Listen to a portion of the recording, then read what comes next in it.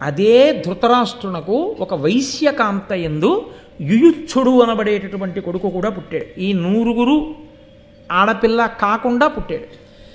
ఆ యుయుత్సుడు మహాధర్మాత్ముడు. ఆమె వైశ్యకాంతకు పుట్టిన అతను వీళ్ళ నుంచి విడిపోయాడు. అది కూడా ఎక్కడ విడిపోయాడో తెలుసా అండి? భారతంలో ఆశ్చర్యం.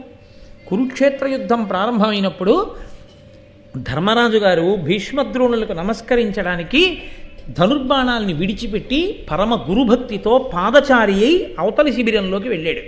అవతల సేనావాహినిలోకి వెళ్ళి పెద్దవాడని తాతగారు భీష్మాచార్యుల వారికి, ద్రోణుడికి, పెద్దలకి నమస్కరించి ఒక పెద్ద కేక వేశాడు.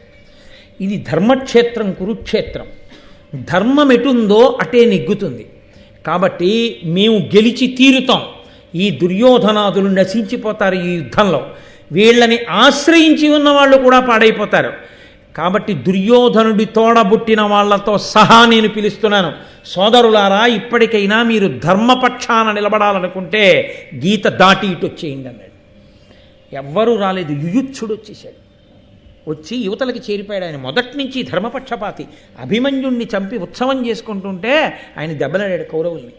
మీరు చేసిన పాపం మిమ్మల్ని ఎంత ఇబ్బంది పెట్టబోతోందో మీకు తెలియట్లేదు. ఒక పసిపిల్లవాడిని అధర్మంగా చంపి సంతోషంగా ఉన్నారా?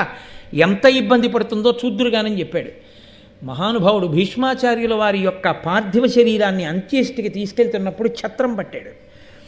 ధర్మరాజు గారు ఆయన్ని ఎంత నమ్మాడంటే, ధర్మరాజు గారు రాజసూయాగం చేయడానికి కావలసినటువంటి బంగారం తీసుకురావడానికి హిమవత్ పర్వతంలో ఒక రహస్య ప్రదేశంలో ఉందని తెలుసుకుని వెడుతూ ఆయన రాజ్యానికి చంటి పిల్లవాడైన పరీక్షిత్తుకి కాపు పెట్టి వెళ్ళవలసి వచ్చింది.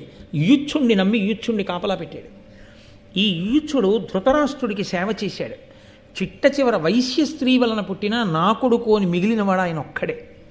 ఆయన అంతటి ధర్మాత్ముడు.